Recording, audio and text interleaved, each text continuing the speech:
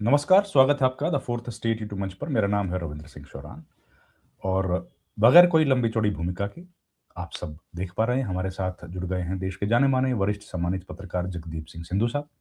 हम सिंधु साहब से बात करेंगे हरियाणा की राजनीति के बारे में।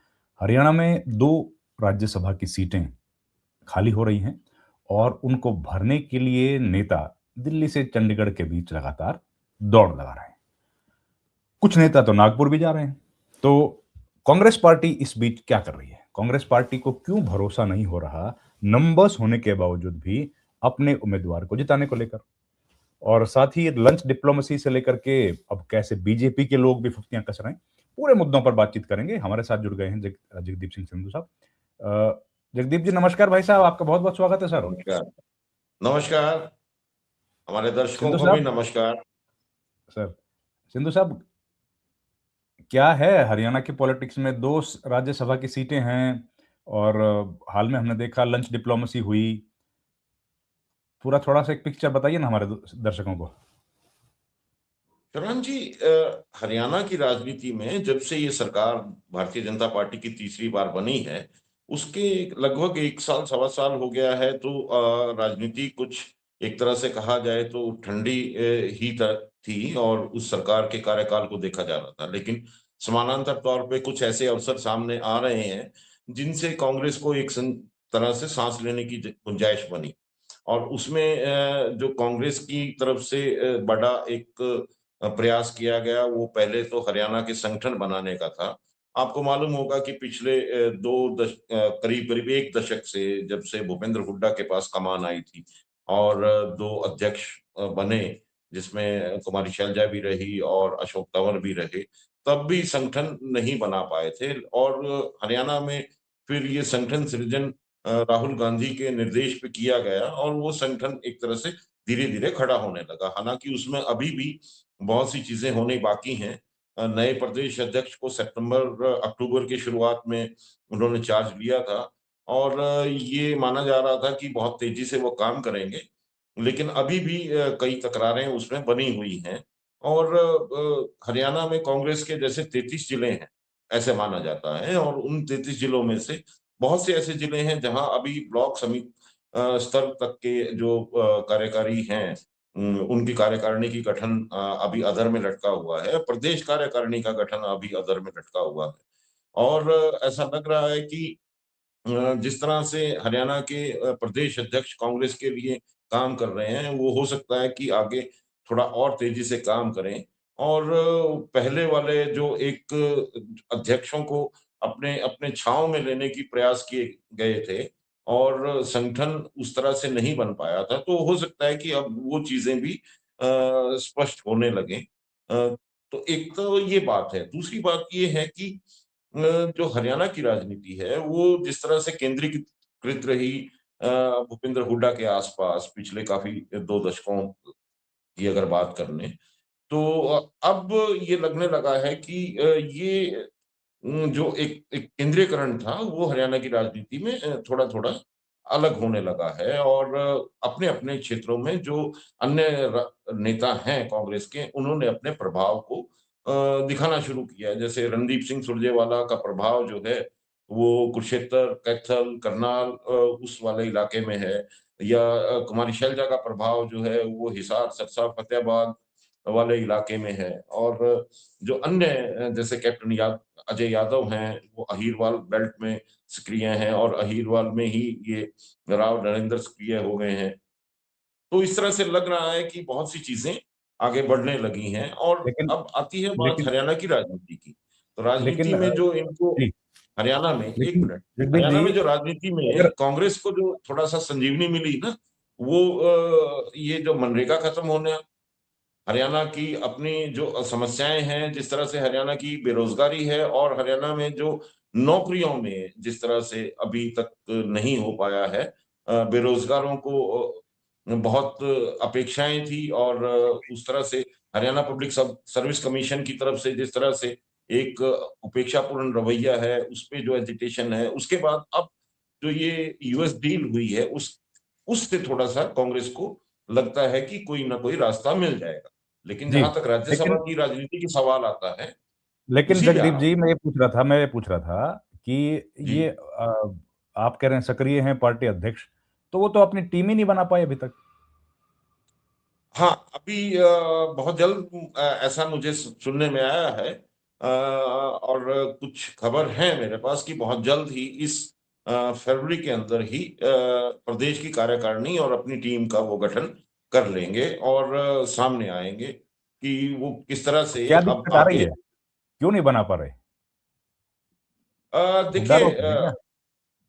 नहीं, ऐसा कुछ नहीं है, लेकिन हाँ, ये ज़रूर है कि काफ़ी कुछ तकरार ज़रूर थी, कुछ प्रभाव थे, उनको संतुलित किया जाना आवश्यक है और ये कोशिश हो रही है कि उन प्रभावों को से बच के और उन प्रभावों से इत्र वो एक स्पष्ट तरीके से ऐसे निष्पक्ष लोगों की, ऐसे समर्पित कार्यकर्ताओं की कार्यकारिणी बनाएँ और ये सबको मालूम है कि हरियाणा में जिस तरह से गुटबाजी का प्रभाव है और जो खींचातान है, लेकिन आपको याद होगा कि कुरुक्षेत्र में जो अभी एक ट्रेनिंग प्रोग्राम हुआ जिसमें राहुल गांधी आए थे, वहाँ जिस तरह से उन्होंने संदेश दिया और उसमें जो हौसला उन्होंने दिया है प्रदेश अध्यक्ष को भी ये माना जाता है कि अब वो जो गुटबाजी के प्रभाव हैं, वो ज़्यादा काम करने वाले नहीं हैं और हुँ। एक स्पष्ट कार्यकारिणी प्रदेश की सामने आ सकती है।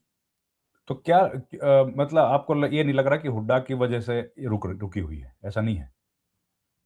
नहीं, ये प्रभाव तो हैं ही, गुटबाजी के प्रभाव हैं और हुँ। हुड्डा किसी भी हालत में नहीं चाहेंगे कि उनके प्रभाव किसी तरह से हरियाणा की राजनीति में कम पड़े, कमज़ोर पड़े। लेकिन हाँ, ये ज़रूर है कि आम तौर पे अब अगर ग्रामीण आंचल की बात करें या अलग-अलग जगहों की क्षेत्रों की बात करें, तो लोगों में एक एक चर्चा तो ज़रूर है कि 3 योजना हो गई हैं या 3 टर्म हो गई हैं जिसमें भूपेंद्र हुड्डा के अध्यक्ष मतलब कि उनके पूरे नेतृत्व में हरियाणा कांग्रेस में वो सफलता नहीं मिली और पिछला जो चुनाव हुआ था जिसमें लोगों की अपनी एक अपेक्षा थी कि वो सरकार बदलना चाहते हैं, वो भी वो अपेक्षा या उनका प्रयास उस तरह से सफल नहीं होता दिखा। तो उसमें बहुत सी चर्चाएँ चलती हैं प्रदेश में और ये माना जा रहा है कि वो जो असफलता हुई है उसमें कहीं न कहीं गुटबाजी और भूपेंद्र हुड्डा का एकीकरण एक वो जो है एक अधिकारवाद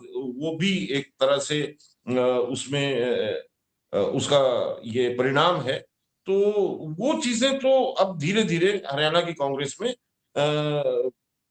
क कम होती जा रही हैं और भूपेंद्र हुड्डा के जो प्रयास हैं या जो भी उनके प्रभाव हैं, वो भी धीरे-धीरे कम होते दे रहे हैं।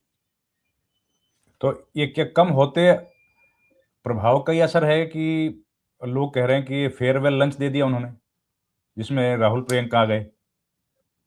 अ देखिए, ऐसा है कि लोग हैं और अलग-अलग तरीके से अलग-अलग वो अपने अर्थ निकालते हैं और ऐसा कहा जा रहा है, लोग उस चीज़ को बड़े तरीके से और अपने एक लाइटर टोन में ये बोल रहे हैं कि हाँ, ये एक फेयरवेल लंच रहा और भूपेंद्र हुड्डा ने कोशिश की कि वो राज्यसभा से पहले अपना शक्ति प्रदर्शन करें, क्योंकि हरियाणा में राज्यसभा की 2 सीटें जो 9 अप्रैल को खाली हो रही हैं, जिसमें एक किरण चौधरी हैं और दूसरी जो एनीवे जांगड़ा, तो जांगड़ा, रामचंद्र हाँ, जांगड़ा। रामचंद्र जांगड़ा उनकी खाली हो रही है। तो अब ये है कि हरियाणा में राजनीति में एक थोड़ा-सा हलचल हो गई है कि अब जो नया राज्यसभा में जाने वाले हैं, तो कांग्रेस की तरफ से अब कौन कैंडिडेट होगा, क्या वो हरियाणा से होगा या हरियाणा के बाहर से? हो सकता है हाईकमांड किसी और कैंडिडेट को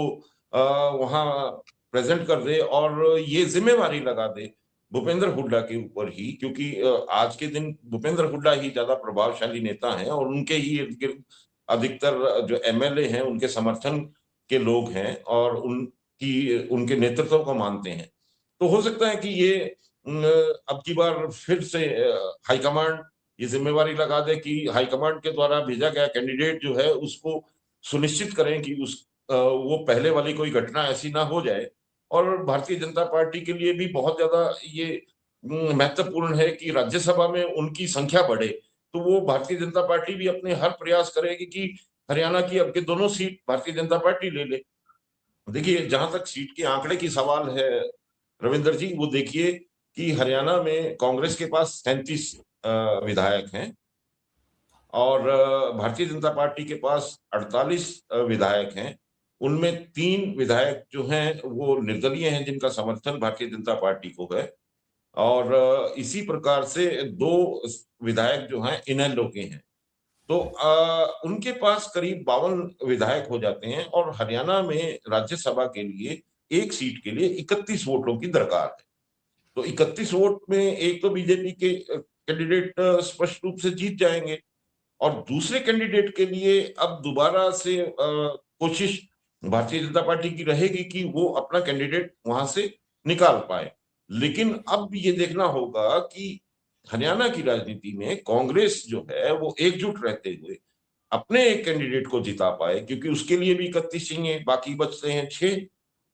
और इसमें राज्यसभा के जो चुनाव होते हैं इसमें आपको मालूम है कि गुप्त मतदान होता है।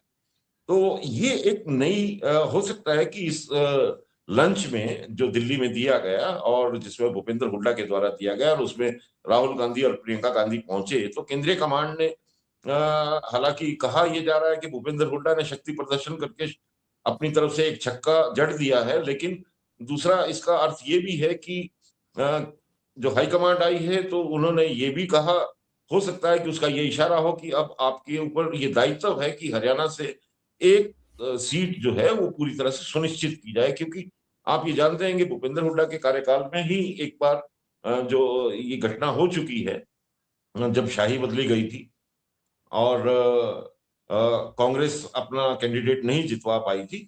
तो अब वो लगता है कि एक नई बिसात जो राजनीति की है हरियाणा में, वो हमें अप्रैल में देखने को मिलेगी। तो हलचल बहुत है और हो सकता है कि भूपेंद्र हुड्डा अपनी तरफ से कोशिश करें, अपने किसी कैंडिडेट को हरियाणा से लाने के लिए कोशिश करते हों और इसलिए वो लॉबिंग कर रहे हों। और बहुत सी चीजें हैं, बहुत पक्ष हो सकते हैं, लेकिन हाँ, ये जरूर है कि राजनीतिक हलचल जरूर बढ़ी हुई।